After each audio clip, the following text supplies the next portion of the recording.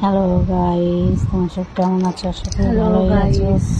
আমি ভালো নেই। আগের দিন দেখিয়েছিলাম পা সিঁড়ি থেকে পড়ে গিয়ে পা ফ্র্যাকচার হয়েছে।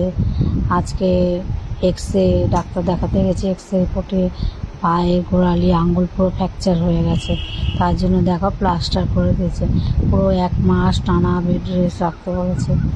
আমার মতো ওই ঘরে টানা বেড রেস্ট থাকা যায়? তুমি বলো। রান্নাবাড়ি করা, কাজ করা, আমার এখন দু চোখ ভরে কান্না আসছে। বিশ্বাস করবা তোমরা বন্ধুরা, আমার এখন কিচ্ছু ভাল লাগছে না, জানো। কত রিপোর্ট করালো, এখন বলছে 1 মাস টানা বেড রেস্ট থাকতে হবে ওই পায়ের জন্য।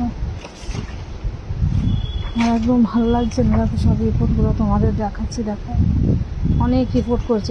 রিপোর্ট হয়েছে পুরো আঙুলটা পুরো হাড়ের থেকে ইয়ে হয়ে গেছে, সরে গিয়ে ফ্র্যাকচার হয়ে গেছে। তার মধ্যে এখন আবার প্লাস্টার করছি। এই প্লাস্টারে 1 মাস টানা এরমভাবে পা লম্বা করে বালিশের উপর রেখে দিতে হবে। আমার দ্বারা সম্ভব বলো?